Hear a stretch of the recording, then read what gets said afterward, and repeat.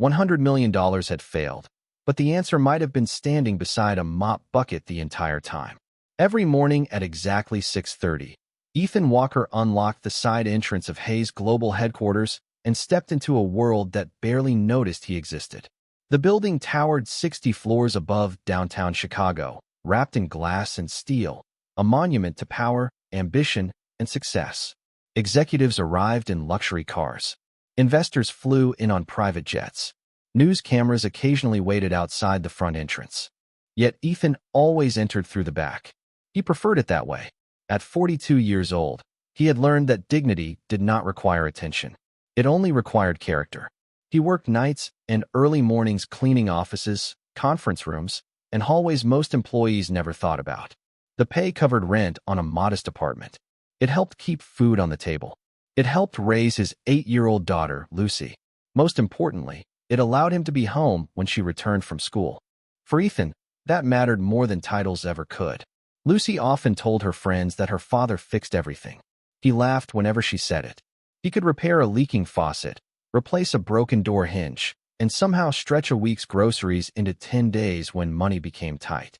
But there were many things he could not fix. He could not fix the empty chair at dinner where Lucy's mother once sat. He could not fix the loneliness that sometimes filled the apartment after Lucy fell asleep. And he certainly could not fix whatever was happening to Charlotte Hayes. Everyone knew her name. Charlotte Hayes was one of the most powerful CEOs in America. Financial magazines called her brilliant. Business channels called her unstoppable. Employees spoke about her with a mixture of admiration and fear. Yet for the past 3 years, rumors had spread quietly through the company. Something was wrong. No one knew exactly what. Some said she suffered from a rare illness. Others claimed she had visited specialists across Europe and Asia. A few whispered that she had spent more than $100 million searching for answers. Whatever the truth was, everyone agreed on one thing. The illness was winning. Ethan first saw her in person on a cold Monday morning in October. He was polishing glass outside a private executive conference room when the elevator doors opened. Charlotte stepped out surrounded by assistants, advisors, and medical consultants. At first glance, she looked exactly like the woman from magazine covers. Elegant navy suit, perfect posture, calm expression, but something felt different. Her face carried a kind of exhaustion that no amount of makeup could hide. Her movements seemed slightly delayed, as though every step required more effort than it should. Ethan lowered his eyes and continued working. That was what janitors were expected to do, become invisible. Yet as Charlotte passed him, he noticed something unusual. A brief hesitation, a tiny pause in her stride. Her right hand tightened against the edge of a conference table before she continued walking. The moment lasted less than 2 seconds. Nobody else appeared to notice. Not the assistants. Not the consultants. Not the board members entering behind her. Ethan frowned slightly, then returned to work. It was none of his business. Or at least that was what he told himself. Later that morning, the executive floor buzzed with activity.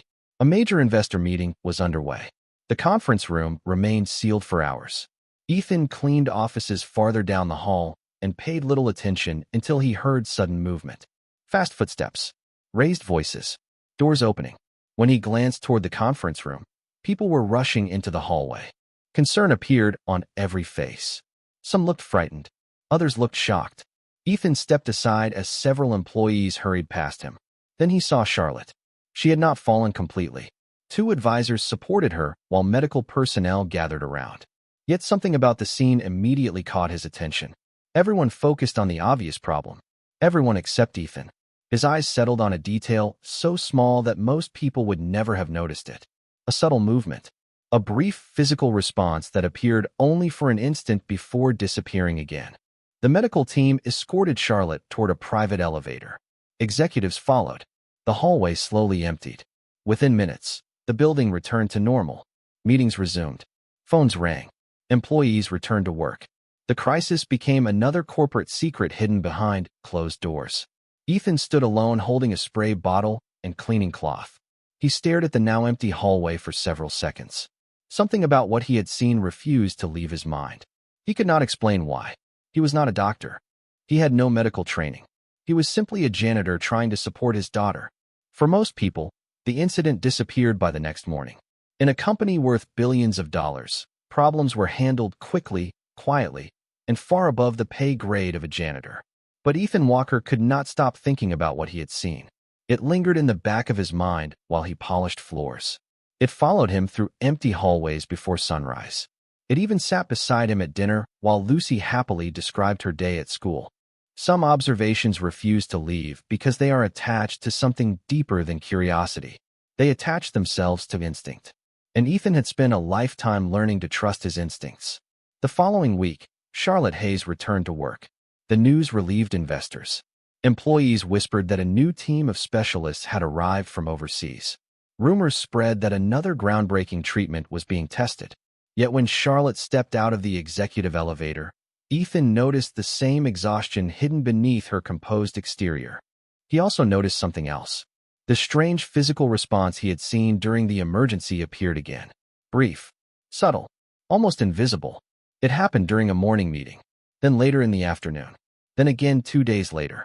Every occurrence seemed random to everyone else. To Ethan, it felt connected. One evening after his shift ended, he sat alone in the maintenance room reviewing the schedule posted on the wall. He was not looking for answers. He was simply trying to understand why the pattern felt familiar. As he stared at the dates, his eyes drifted toward a maintenance log he had completed weeks earlier. Suddenly, a thought crossed his mind. He pulled several old reports from a cabinet and spread them across the table. For nearly an hour, he compared dates and times. At first, he found nothing. Then he noticed something that made him pause. Charlotte's difficult days appeared strangely predictable. Not perfectly, but close enough to make him uncomfortable. Ethan leaned back in his chair. The fluorescent lights buzzed softly overhead. Outside the small room, the building remained quiet. He reminded himself that he was a janitor, not a physician. Yet the pattern continued to pull at him. The next morning, Charlotte arrived for another series of meetings. Ethan happened to be cleaning near the executive lounge when several medical consultants entered carrying folders and equipment cases. Their faces looked serious. One consultant spoke quietly to another. "Nothing is working. There has to be something we missed. We have reviewed everything." The conversation ended as soon as they noticed Ethan nearby. The men lowered their voices and walked away. Ethan returned to work, but the words stayed with him. There has to be something we missed. That evening, he picked Lucy up from a neighbor's apartment and walked home through chilly autumn air. Leaves rolled across the sidewalk in the wind. Streetlights painted long golden reflections on wet pavement. Lucy skipped ahead carrying her backpack. "Dad?" she asked suddenly. "What happens when smart people cannot solve a problem?" Ethan smiled. "Usually they keep trying. What if they keep looking in the wrong place?" Ethan glanced at her. "Why do you ask that?" She shrugged. "My teacher said sometimes we stare so hard at one thing that we stop seeing everything else." Ethan chuckled softly. Children often delivered wisdom without realizing it. Later that night, after Lucy had fallen asleep, Ethan sat at the kitchen table thinking about her words. He opened a notebook and began writing down every observation he could remember. Dates, times, locations, weather conditions, meeting schedules, tiny details that most people would ignore. He had no idea why he was doing it. He only knew that something about Charlotte's illness felt incomplete. Weeks passed. The notebook slowly filled. Every new entry deepened the mystery instead of solving it. The more Ethan observed, the more convinced he became that everyone was focusing on the illness itself while overlooking something surrounding it. Yet he also knew how absurd that thought sounded. $100 million had already been spent. World-renowned experts had examined every possibility. Why would a janitor see what they could not? The answer was simple. He probably could not. And yet the pattern remained. One gray November morning, the company announced another major medical breakthrough was being attempted. Hope returned to the executive floor. Advisors smiled again. Consultants appeared optimistic. Even Charlotte seemed slightly encouraged. Ethan wanted to believe they were finally succeeding. He truly did. But shortly before noon, he watched Charlotte emerge from a private meeting room. The familiar symptom appeared once more. Brief, precise, identical to every previous occurrence. And in that instant, a cold realization settled over him. Whatever everyone believed was happening, they were still missing something important. Something hidden in plain sight. Something that had been quietly repeating itself for months, while the most powerful people in the world searched everywhere except where it was actually waiting to be seen. The notebook was never supposed to become important. It was an ordinary spiral notebook purchased from a discount store for less than $3. Yet by the middle of November, Ethan Walker carried it everywhere. Inside were pages filled with dates, times, observations, and questions that refused to leave him alone. He never showed it to anyone. Not because he believed he had discovered something extraordinary. Quite the opposite. He was afraid of how foolish it might look. Every entry represented a possibility that a janitor might be seeing patterns where none existed. Every page reminded him that trained experts with decades of experience had already failed. Still, he kept writing. Some nights he sat at the kitchen table long after Lucy had fallen asleep. The apartment remained quiet except for the hum of the refrigerator and the occasional sound of traffic drifting through the window. He would open the notebook and stare at the growing collection of observations. Certain details appeared again and again. Certain conditions seemed connected. Yet the answer remained just beyond reach, like a word forgotten in the middle of a sentence. Meanwhile, Charlotte Hayes continued her battle. The executive floor became increasingly tense. New consultants arrived almost weekly. Specialists from different countries appeared and disappeared. Expensive equipment was delivered through private entrances. Rumors spread through the company faster than official announcements. Some employees claimed Charlotte was improving. Others insisted she was growing weaker. No one truly knew the truth. The only certainty was that millions more dollars continued flowing toward treatments that never seemed to provide lasting results. One rainy Thursday morning, Ethan arrived earlier than usual. The city outside was covered in gray clouds. Water streamed down the glass walls of the headquarters building. As he cleaned the executive lounge, he overheard a conversation drifting through a partially open conference room door. The latest protocol failed. Again, there was temporary improvement, but the symptoms returned. Silence followed. Then another voice spoke. The board is losing confidence. Ethan froze briefly, not because he intended to listen, but because the frustration in those voices felt genuine. These were not arrogant people celebrating their own expertise. They sounded exhausted, defeated, human. For a moment, Ethan felt sympathy for them. They wanted answers just as badly as everyone else. Later that afternoon, something unexpected happened. Charlotte herself entered the executive lounge. She was alone. No assistants. No consultants. No security personnel. Ethan immediately stepped aside to avoid being in the way. Charlotte moved toward a large window overlooking the city. Her reflection appeared faintly against the glass. For several seconds, she simply stood there, looking out across Chicago, looking tired, looking lonely. Ethan suddenly realized something that had never occurred to him before. The newspapers always described Charlotte as powerful. Television interviews portrayed her as confident and unstoppable. Employees spoke of her achievements. But none of those descriptions captured what he saw now. A woman carrying a burden she could not escape.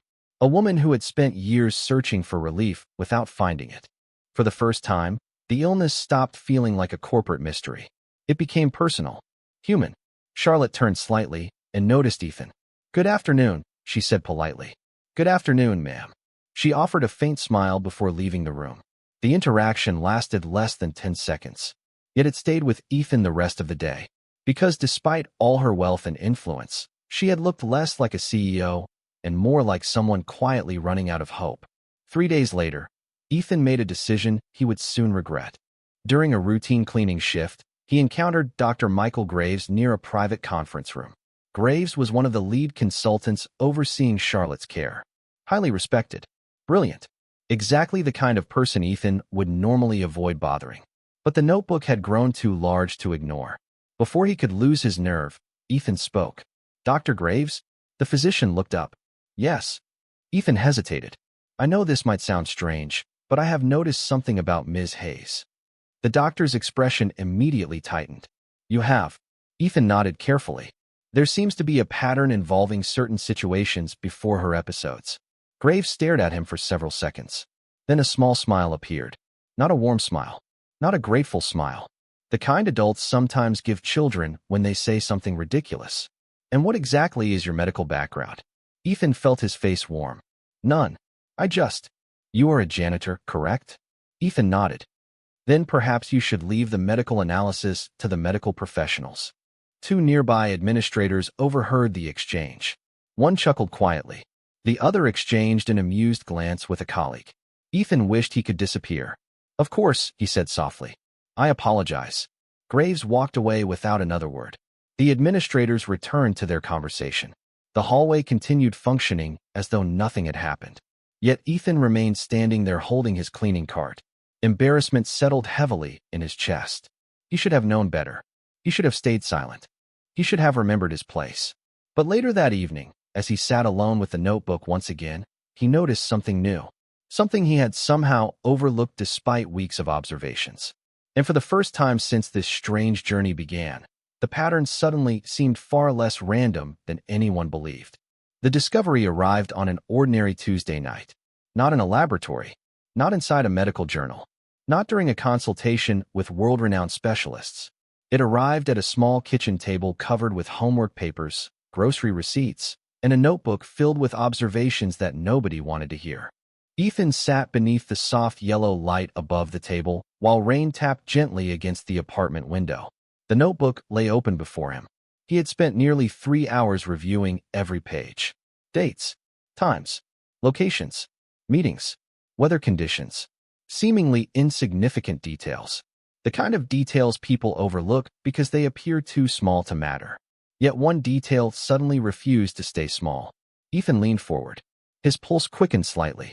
For weeks he had been focused on when Charlotte's episodes occurred. Now, for the first time, he began studying what happened immediately before them.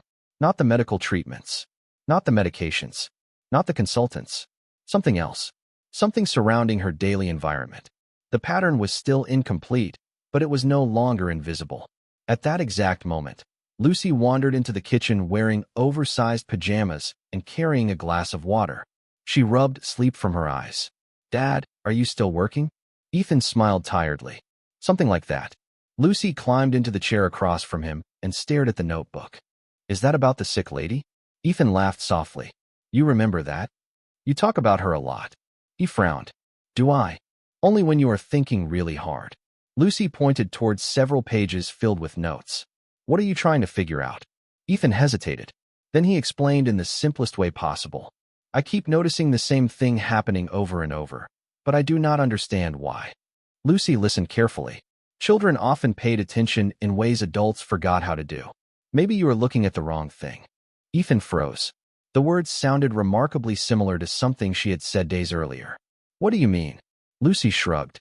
"At school, when I cannot find my pencil, sometimes I stop looking for the pencil and start looking for where I was before it disappeared." Ethan stared at her. For several seconds neither spoke. Then Lucy yawned and climbed down from the chair. "Good night, Dad." "Good night, sweetheart." She disappeared down the hallway. Ethan remained motionless, looking for where something was before it disappeared. The sentence echoed inside his mind. Suddenly, he grabbed the notebook and began turning pages rapidly. Instead of focusing on Charlotte's episodes, he traced everything backward, minute by minute, hour by hour, meeting by meeting. The deeper he looked, the stranger the pattern became. By midnight, several pages were covered with new notes. Ethan still lacked answers, but he no longer believed the episodes themselves were the center of the mystery. The following week brought another setback for Charlotte. Employees learned about it indirectly. The executive floor grew unusually quiet. Advisors looked tense. Consultants moved through hallways carrying grim expressions. Something had gone wrong with the newest treatment. Nobody said it openly, but disappointment hung over the building like a storm cloud. One afternoon, Ethan observed Charlotte leaving a private conference room. She moved slowly. Not dramatically. Not enough for most people to notice. Yet Ethan could see the exhaustion accumulating behind her eyes. For a brief moment, she paused near a large display window overlooking the city. Sunlight reflected across the glass. Her expression softened. Not the face of a powerful executive. The face of someone carrying years of disappointment. Ethan looked away respectfully. Yet a difficult thought settled into his mind. What if everyone was running out of time? That evening, he added more notes to the notebook. The evidence continued building. Every new observation strengthened his suspicion that an important connection existed. Yet suspicion was not proof. And proof was exactly what he lacked. Worse still, his failed conversation with Dr. Graves continued haunting him. The memory returned whenever he considered speaking up again. The amused smiles. The dismissive tone. The reminder that he was a janitor trying to discuss matters far beyond his expertise. Maybe they were right. Maybe he had convinced himself that ordinary coincidences meant something extraordinary. Yet each time he considered abandoning the notebook, another observation appeared. Another detail aligned. Another question emerged. By early December, Ethan had filled nearly every page. Then one morning, something happened that changed everything. He arrived before sunrise and entered the executive floor carrying his cleaning supplies. The building remained quiet. Most offices were empty. As he worked near a private boardroom, several senior executives entered unexpectedly. Ethan stepped aside and continued cleaning. The men barely noticed him. They were too focused on their conversation. The board meeting is tomorrow. She cannot continue like this. If this treatment fails, we may have no options left. Their voices disappeared as the door closed. Ethan stood frozen. No options left. The words echoed heavily through the empty hallway. For the first time, the situation felt frighteningly real. Somewhere behind closed doors, powerful people were preparing for outcomes they no longer believed they could prevent. And sitting inside Ethan's locker downstairs was a notebook containing a possibility that nobody wanted to hear. A possibility that still lacked proof. A possibility that might be completely wrong. Yet as he stared down the silent corridor, one thing became impossible to ignore. The pattern was no longer growing weaker. It was becoming clearer. The notebook had become heavier than paper should have been. Every page carried weeks of observations, questions, and possibilities. Ethan Walker kept it locked inside his maintenance locker whenever he worked, yet he thought about it constantly. The growing collection of notes followed him through hallways, elevators, and empty conference rooms. It sat in the back of his mind while he cleaned executive offices before sunrise. It followed him home every evening. Most of all, it followed him whenever he saw Charlotte Hayes. December arrived with sharp winds and shorter days. Holiday decorations appeared throughout the headquarters building, but the festive atmosphere never reached the executive floor. There, tension seemed to deepen with every passing week. Employees spoke more quietly. Consultants moved with greater urgency. Meetings lasted longer. Smiles became increasingly rare. One morning, Ethan noticed several senior board members arriving before 6 o'clock. Their expressions told him everything he needed to know. Something was changing. Something important. Yet despite the growing pressure surrounding Charlotte's condition, Ethan found himself becoming less interested in the illness itself and more focused on the strange pattern hidden around it. He continued adding observations whenever possible. The notebook was nearly full. Then one afternoon, another piece of the puzzle appeared. Ethan was cleaning a private executive conference room after a strategy meeting. Most people had already left. Coffee cups remained scattered across the table. Presentation materials were still displayed on a large monitor.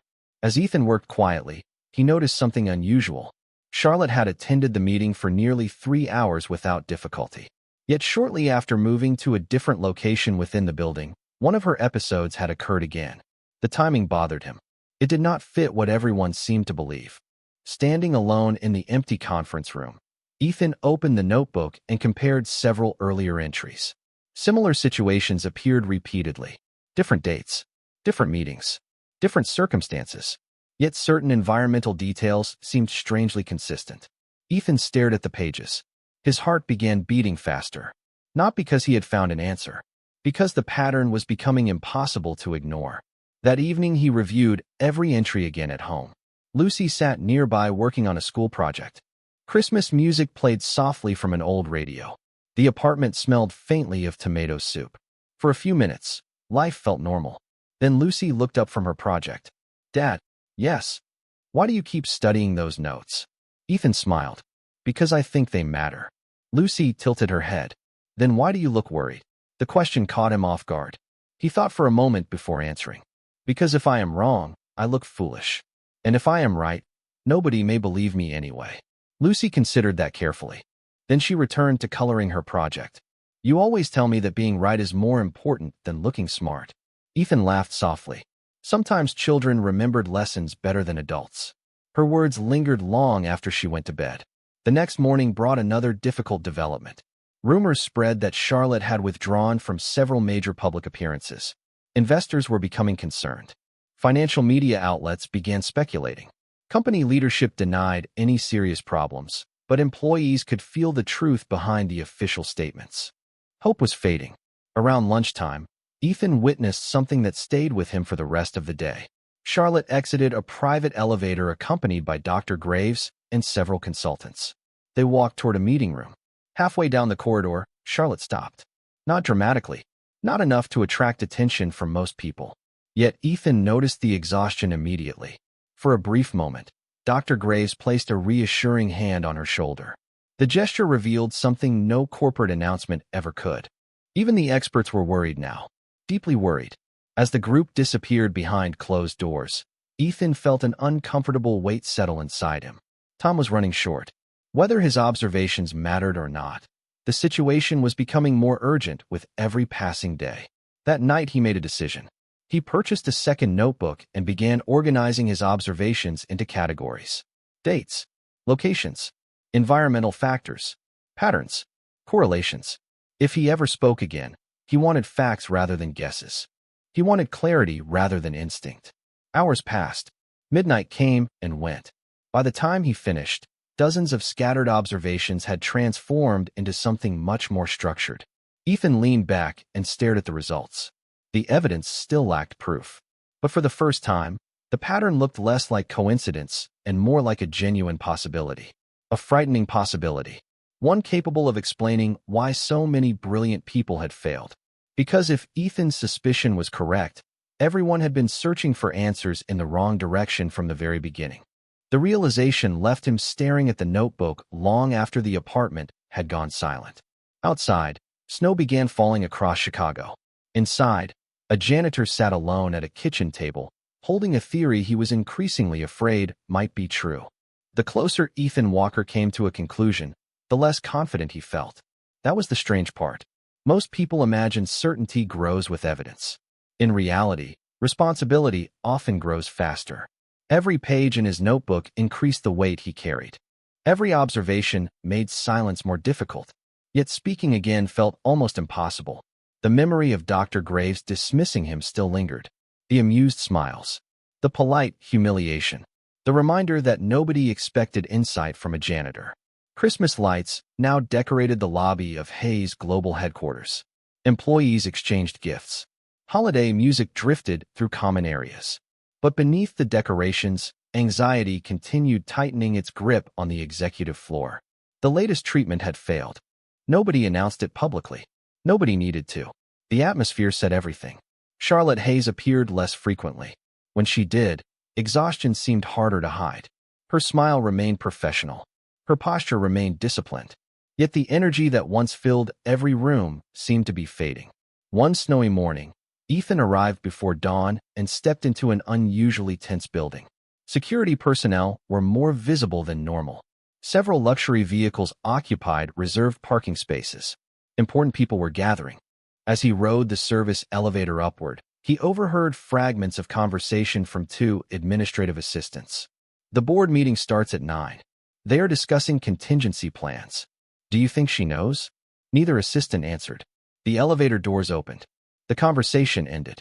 Yet those words followed Ethan throughout the morning. Contingency plans. The phrase sounded clinical, professional. Yet beneath it lay something far more human. Fear. Around 8:30, executives began arriving on the top floor. Ethan cleaned quietly nearby while observing the flow of activity. Dr. Graves entered carrying several thick folders.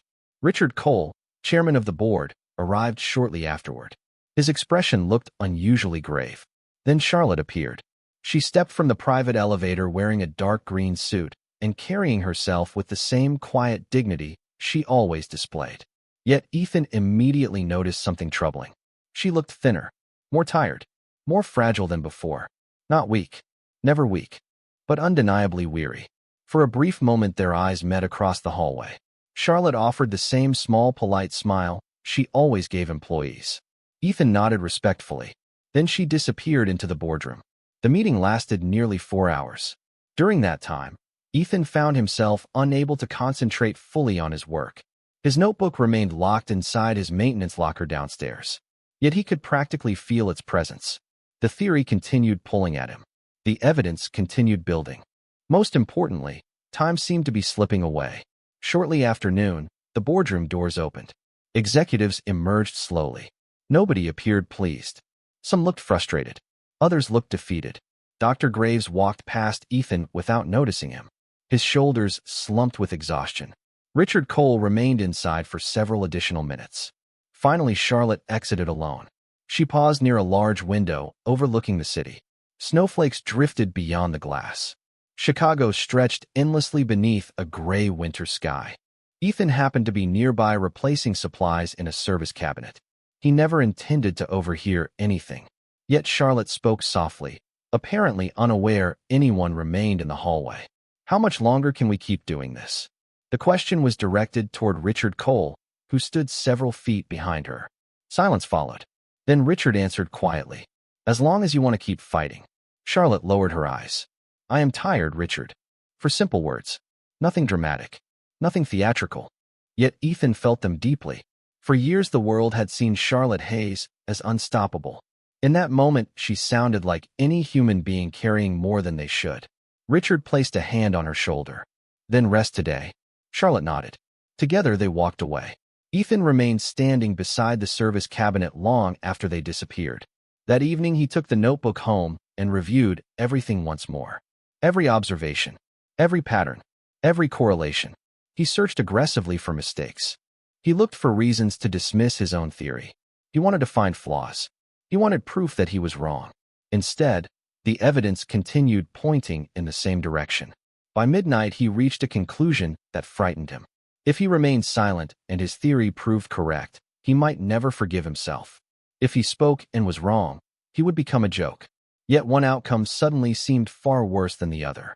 The next morning, while preparing breakfast, Ethan appeared distracted. Lucy noticed immediately. She always did. "You were thinking about the sick lady again." Ethan smiled weakly. "Maybe." Lucy stirred her cereal thoughtfully. "Then stop worrying about whether people listen." He looked up. "What?" She shrugged. "You always tell me the right thing is still the right thing even when nobody claps." Ethan stared at her. The simplicity of the statement left him speechless. Sometimes wisdom arrives from unexpected places. That afternoon, Ethan placed the notebook inside his backpack before leaving for work. He had not yet decided exactly what he would do, but for the first time, he knew one thing with certainty. He was finished standing still. Somewhere inside Hayes' global headquarters, a woman was losing hope. Somewhere inside his backpack rested a possibility nobody wanted to consider. And before another week passed, those two paths were destined to collide. The notebook remained inside Ethan Walker's backpack for 3 days before he found the courage to act. 3 days of hesitation. 3 days of second-guessing himself. 3 days of wondering whether he was about to make the biggest mistake of his life. Every morning, he carried the notebook into Hayes' global headquarters. Every evening, he carried it home again. The weight never changed, yet it somehow felt heavier each day. Meanwhile, Charlotte Hayes continued slipping further from the energetic leader the company once knew. She still attended meetings. She still signed documents and led discussions. But the effort required to maintain that image was becoming impossible to hide. Even employees who rarely interacted with her could sense the difference. The entire building seemed to be holding its breath. Then, on a cold Thursday afternoon, opportunity arrived unexpectedly. Ethan was replacing supplies in a private conference suite when he noticed Richard Cole standing alone near the executive lounge. The board chairman appeared exhausted. His normally confident posture seemed burdened by weeks of worry. For several moments, Ethan considered walking away. That would have been the easier choice. The safer choice. Instead, he took a deep breath and approached. "Mr. Cole." Richard looked up. "Yes." Ethan immediately felt his confidence evaporating. Yet Lucy's words echoed in his mind. The right thing is still the right thing even when nobody claps. He swallowed hard. "I know this may sound strange, but I believe I have noticed something regarding Miss Hayes' condition." Richard stared at him. Not dismissively, not mockingly, simply surprised. "You are Ethan Walker. I work maintenance." Richard nodded slowly. Ethan expected the conversation to end there. Instead, the chairman studied him for several seconds. "Go on." Ethan carefully explained that he had been documenting patterns for several weeks. He emphasized repeatedly that he was not a doctor and was not claiming to understand the illness itself. He only believed certain observations might deserve attention. Richard listened quietly. When Ethan finished, the chairman sighed deeply. Mr. Walker, do you realize how many specialists have reviewed this situation? Ethan nodded. Yes, sir. How many experts have already exhausted every possibility? Yes, sir. Richard rubbed his forehead. For a moment, Ethan feared another dismissal was coming. Then the chairman surprised him. Bring me the notebook tomorrow morning. Ethan blinked. You want to see it? I am not promising anything. Richard's voice sounded weary. But at this point, I am no longer interested in protecting Pride. I am interested in helping Charlotte. Ethan barely slept that night. The next morning, he arrived early carrying the notebook. His hands trembled slightly as he entered a small executive conference room where Richard waited. The chairman spent nearly an hour reviewing every page. He asked questions, requested clarification, compared dates, examined diagrams Ethan had created. As the meeting continued, Richard's expression gradually changed. The skepticism never disappeared completely, but neither did his attention. Finally, he closed the notebook. Silence filled the room. You have put an incredible amount of work into this. Ethan shifted uncomfortably. I just wanted to understand what I was seeing. Richard looked toward the window overlooking downtown Chicago. Snow drifted between skyscrapers. The city seemed distant and quiet. I cannot believe I am considering this. Ethan remained silent. The chairman picked up the notebook once more. Some of these correlations are unusual. That is what concerned me. Richard nodded slowly. Then he made a decision. There is a review meeting this afternoon. Ethan's stomach tightened. A review meeting? Dr. Graves. Several consultants. Senior medical advisors. Richard looked directly at him. I want them to hear what you observed. Ethan stared at him in disbelief. Me? Yes. Panic immediately flooded his chest. This was never supposed to happen. He had wanted someone to review the notebook. That was all. He never imagined standing before the people who had spent years and millions of dollars searching for answers. Richard seemed to recognize his fear. You are not presenting a diagnosis. I know. You are presenting observations. Ethan nodded. Yet the distinction offered little comfort.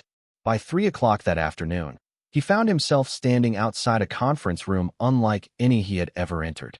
Voices drifted through the closed doors.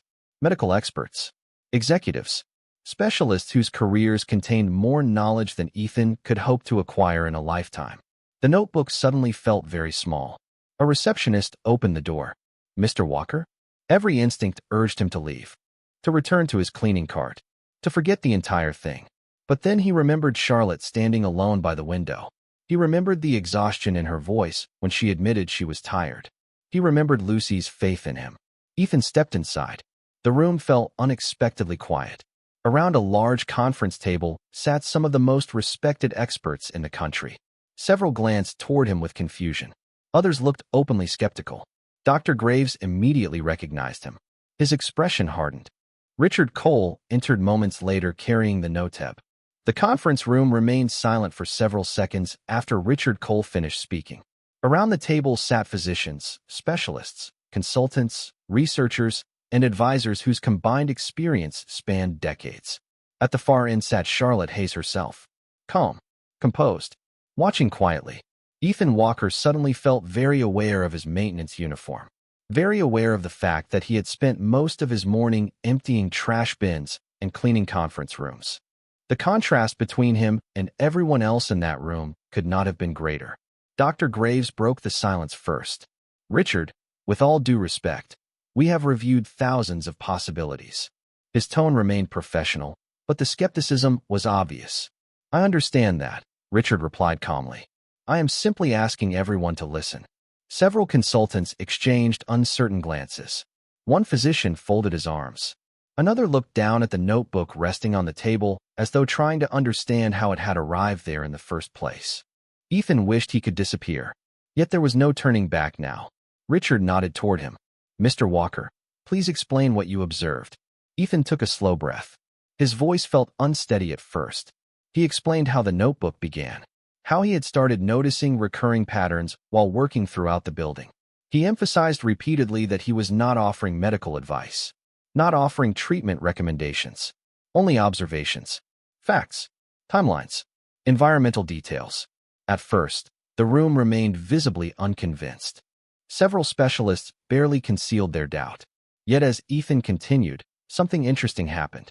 Nobody interrupted him, because every observation came with documentation. Dates, locations, times, correlations. Ethan showed how certain episodes appeared connected to circumstances surrounding Charlotte's environment rather than solely her treatments. He carefully explained how specific patterns repeated across months of records. The room grew quieter. Dr. Graves stopped looking irritated and started looking thoughtful. One consultant requested the notebook. Another began comparing dates against digital records. Charlotte herself never spoke. She simply listened, watching, studying. As the discussion continued, Ethan noticed something unexpected. The skepticism was not disappearing because people suddenly trusted him. It was disappearing because the data existed. Facts do not care where they come from. An hour passed, then another. Questions filled the room. Several experts began reviewing records they had not examined from Ethan's perspective before. The atmosphere slowly changed from dismissal to curiosity, then from curiosity to concern, because the pattern appeared more consistent than anyone expected. Late in the afternoon, one researcher looked up from a laptop. These timelines match. Another specialist frowned while reviewing additional records. They really do. Dr. Graves leaned forward. His expression had transformed completely. The man who once dismissed Ethan in a hallway now looked deeply unsettled.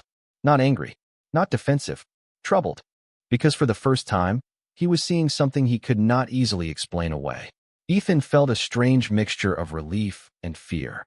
Relief because someone was finally listening. Fear because listening meant the possibility might be real. The meeting continued well into the evening. Outside, darkness settled across Chicago. Snow drifted past the building's glass walls. Most employees had already gone home. Yet the conference room remained occupied. New records were requested. Additional files were reviewed. Consultants made phone calls. Researchers compared years of information. Charlotte remained present through all of it. Though Ethan could see the fatigue growing in her eyes, she never complained, never interrupted, never demanded attention. She simply sat quietly, listening as others discussed possibilities that should have been explored long ago.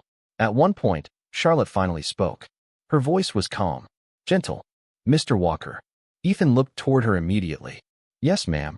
She held his gaze for several seconds. "Why did you keep investigating?" The room fell silent again. Ethan thought carefully before answering. "Because the pattern would not leave me alone." Charlotte offered a faint smile. "Most people stop looking when things become difficult." Ethan shook his head. "I have a daughter." Charlotte waited. "I teach her not to quit on people." No one spoke after that. Yet something shifted in the room. Not medically, emotionally. For months, perhaps years, Charlotte had become a problem everyone desperately wanted to solve. A case study, a challenge, a mystery. Ethan's simple answer reminded everyone that she was first and foremost a human being. As the evening progressed, several experts requested additional time to review the findings. More analysis would be needed. More investigation. More verification. Nobody was ready to make conclusions. Nobody was prepared to declare answers. Yet one reality had become impossible to ignore. For the first time in years, a completely new direction existed. A door that had never been opened before. Near midnight, the meeting finally ended. Consultants gathered documents. Researchers packed laptops. Dr. Graves remained seated longer than everyone else. As Ethan prepared to leave, the physician approached him. The older man seemed unusually quiet. "Mr. Walker." Ethan turned. "Doctor." Graves looked at the notebook, then back at Ethan. "I owe you an apology." Ethan said nothing. Graves exhaled slowly. "I should have listened sooner." The words carried genuine regret. Before Ethan could respond, the physician added something else. Something that caused a chill to move through the room. "If these findings lead where I think they might lead, tomorrow could change everything." Ethan glanced toward Charlotte. She stood near the window, overlooking the sleeping city below. For the first time since he had met her, he thought he saw something returning to her expression. Not certainty, not victory, something far more fragile. Hope. And as snow continued falling beyond the glass, everyone in that room understood the same thing. The next day would reveal whether that hope had arrived too late or exactly when it was needed most. The next morning arrived with a silence that felt different. Not the silence of fear, not the silence of exhaustion, the silence of people waiting for truth. Snow covered the streets outside Hayes Global headquarters. The city moved slowly beneath a pale winter sky. Inside the building, however, activity had begun long before sunrise. Consultants reviewed new data. Researchers compared records. Specialists examined possibilities that had never received serious attention before. For the first time in years, they were not looking at Charlotte Hayes's condition from the same familiar direction. They were looking somewhere new. Ethan Walker arrived for work expecting another ordinary shift. Instead, he found himself at the center of a conversation he never wanted.